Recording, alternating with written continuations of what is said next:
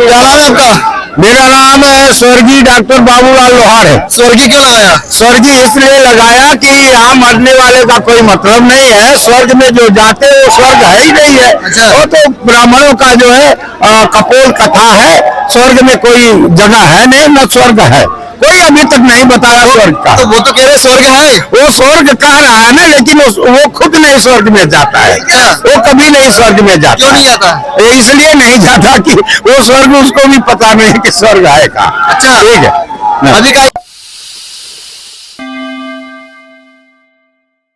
क्या नाम है आपका? मेरा नाम स्वर्गीय डॉक्टर बाबूलाल लोहार है। स्वर्गीय क्यों लगाया? स्वर्गीय इसलिए लगाया कि यहाँ मरने वाले का कोई मतलब नहीं है। स्वर्ग में जो जाते हैं वो स्वर्ग है ही नहीं है। अच्छा। वो तो ब्राह्मणों का जो है कपोल कथा है। स्वर्ग में कोई जगह है नहीं, न स्वर्ग है। कोई अभी तक नहीं बताया स्वर्ग का। तो वो तो कह रहे स्वर्ग है। वो स्वर्ग कह रहा है ना, लेकिन वो खुद नहीं स्वर्ग में जाता है। अच्छा। वो कभी नहीं स्वर्ग में जाता। क्यों नहीं जाता? इसलिए नहीं जाता कि वो स्वर्ग उसको भी पता नहीं कि स्वर्ग है का। अच्छा। ठीक है।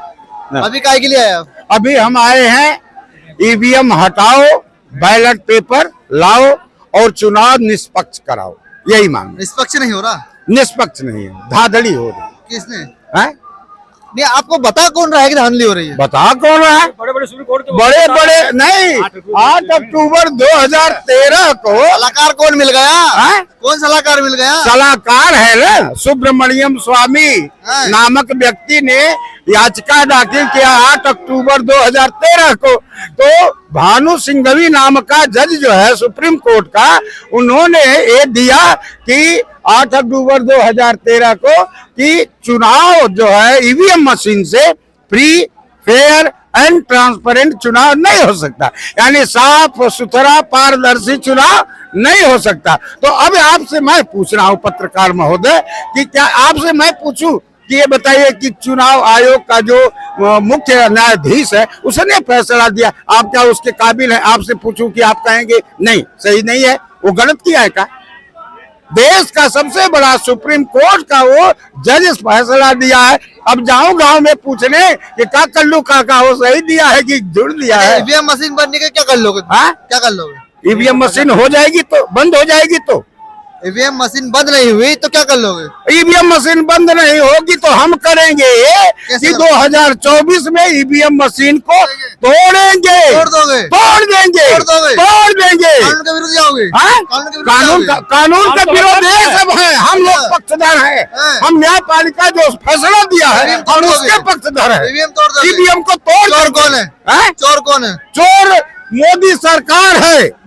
मोदी सरकार चोर है। चुनाव आयोग चोरों का सरदार है। राशन मिल रहा है? राशन से पेट दे। हाँ, नहीं राशन मिल रहा है।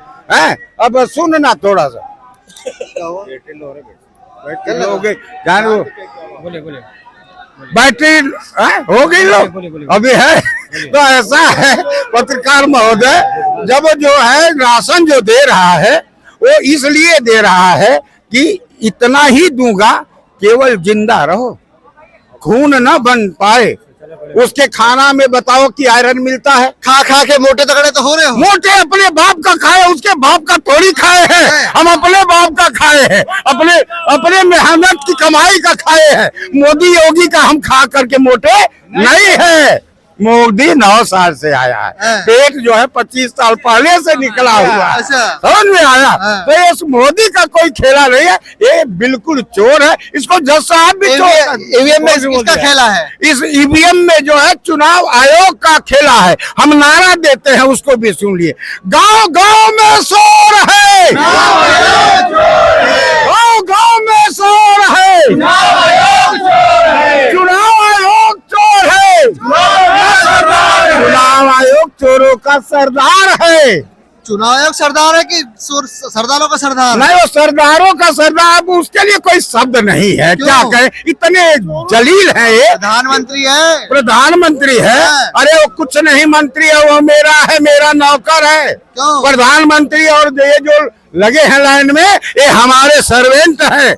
हम इनके मालिक हैं, हमारे जो है जीएसटी काट करके इनको तनख्वाह दिया जाता है। भारत के प्रधानमंत्री, अरे भारत का प्रधानमंत्री नहीं है वो, मेरे जो है क्या है, बाबा साहब ने कहा था कि SC ST के लोग इकट्ठा हो जाएंगे तो जो है वो गोविंद बल्लभ